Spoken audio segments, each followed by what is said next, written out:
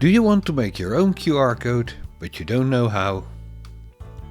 Well, this is the place to be. Just spend a few minutes to watch this video and you're good to go.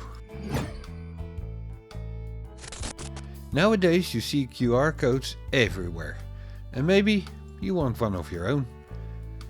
I will now show you 2 ways to get your own, and it's completely for free. So, let's go and dive into it. First one up is Google Chrome. I tried some other browsers, but they don't have this option. The Google Chrome browser is a free browser you can download at google.com/chrome. In the Google browser, go to the 3 dots in the upper right corner.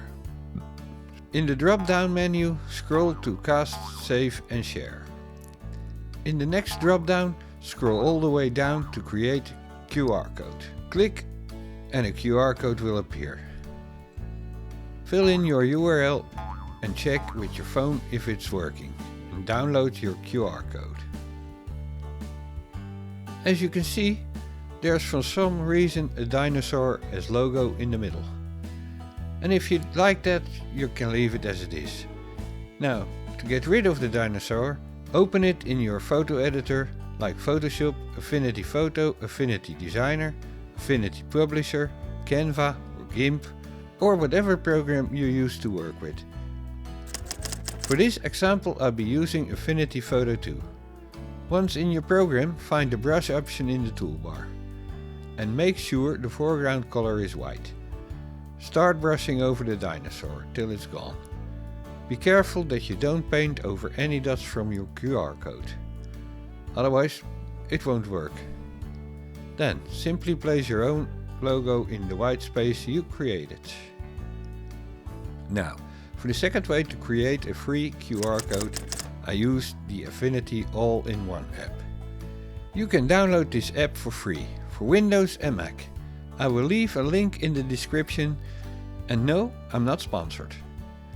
Once you download it and install the app, open it and start a new project. Make it a square with a white background. And in the tools bar, look for the rectangle tool. Hold it till you get a pop-up menu. In the pop-up menu, scroll all the way down to the QR code 2. Click on it and your cursor will change into a plus sign. Now go to the square, click and drag diagonal from one corner to the other corner. You can see there's already a QR code. Now go to the bottom of the toolbar, double click on the foreground color and a color chooser will appear. Here you can change the color to any color you like. For this tutorial I'll be using black. Little note, be sure to use a color with enough contrast that it can be scanned, otherwise the QR code will not work. Now on top of the screen you will see the data that's default in the QR code. Click on it to change it in the pop-up that will show up. Put your URL in the box and test it with the button next to it, and your site will show up.